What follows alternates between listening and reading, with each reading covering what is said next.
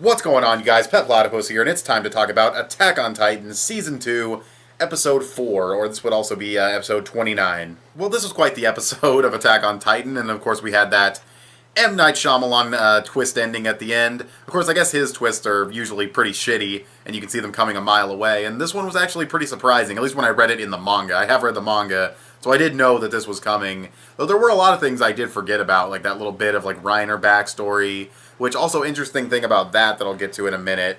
I'm already like talking about the plot twist, but I shouldn't get ahead of myself.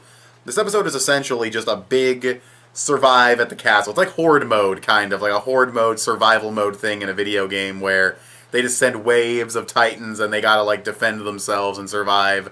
Kind of cool.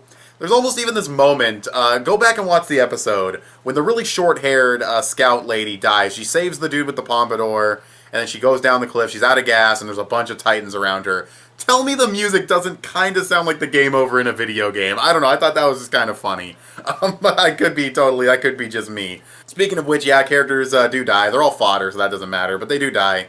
And I guess that does keep the sense of danger pretty strong in the series, which, you know, you want from a series like Attack on Titan. The animation's solid in this episode. I thought it was going to be more of a, like, a budget episode, because there was some I almost said panels, but like there were like still shots of like panning around the castle with titans and a couple other still shots here and there, and I was kind of like, maybe it's a budget episode, kind of give the other animators time, but no, there's some pretty damn good cuts of the scouts cutting the fucking titans, pardon the pun. So yeah, some really good action choreography here and there. I like the creativity, you know, they push the cannon down, and then there's the one that bites Reiner, and then they cut its jaw open, and his arm's broken, and he says he wants to marry Krista, which is funny, especially coming from someone who looks so serious and stern, and he had such a serious and stern face when he said it. That was actually legitimately funny. Comedy's not like this series' strongest point. In fact, it almost has like no comedy at all, but that actually worked. I thought that was funny, especially using his very stern face for that. That was pretty good. But I guess I should stop beating around the bush. Ymir at the end, she is a Titan shifter. Of course I knew about this. But it's still, they played it out nicely. You could kind of guess what's going to happen because she talks to Reiner. We see what that whole conversation thing was from the previous episode. She found this can of food. And she's like, oh yeah, it's got, well, I don't remember what she said, but she said, oh, it's this. And she hands it to Reiner. And then Reiner's like, I can't read this language. Why can you read it? And it gets all shady and suspicious. And then that's when they get attacked. So that conversation has to get pushed aside. But we get a little bit more at the end when she turns into a Titan. So why is she a Titan? You know, what is this language? Why does she know it? How long has she been one? It's really interesting. Also, another note, I don't know if this goes anywhere, I forget, but Reiner, when we see his flashback of the person who died, the person who like pushes him out of the way and sacrifices themselves, the Titan that eats that friend looks a lot like the Ymir Titan. I know you don't see a lot of Ymir's Titan at the end, so that might be a little bit of a spoiler.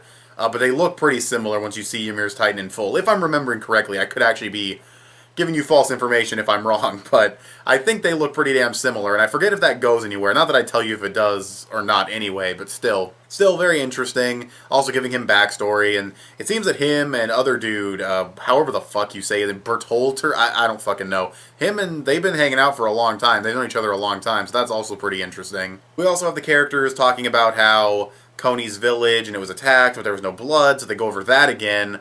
And it really feels weird that they're not putting two and two together and figuring out what's going on. I mean, a Titan shows up in Coney's house. It clearly can't walk. There's no hole in the wall. How'd it get there? It's in his house. Said welcome home. Eye color, all that shit. I mean, I know Coney's the only one who could really say anything, and they could say, oh, his village was destroyed, he's going crazy or something.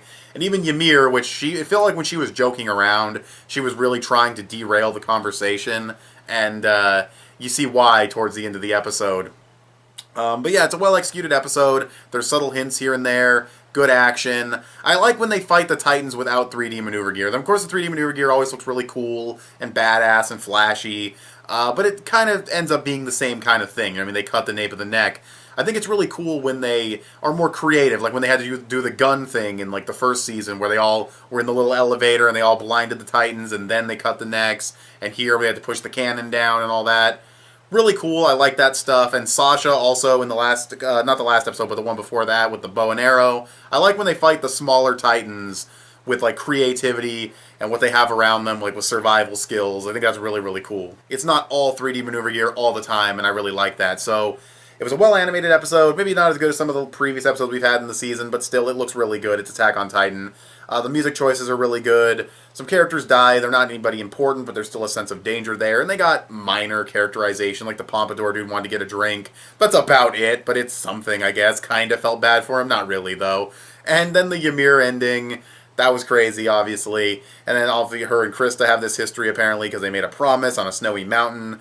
Whatever that's about, we'll find out later. That's another thing I forgot. I vaguely remember that, kind of, but yeah, it's a blur. So definitely interested to see what goes on with that. And yeah, how the fuck are they going to get out of this? Because another Titan wave showed up, and it's pretty massive. The horses are dead. They're basically fucked at this point. So really good cliffhanger.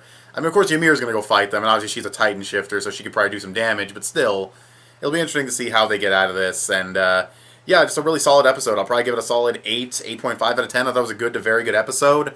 It did what it set out to do really, really well. So, with all that being said, what did you guys think of this episode of Attack on Titan? You go ahead and tell me in the comment section below. You can also give this video a thumbs up and share it on social media. Both those would help me out a lot. Subscribe if you haven't already. If you like what you've seen here, click that little bell to get notifications when my videos go up. I want to thank you guys for watching, and I'll talk to you guys later. Bye.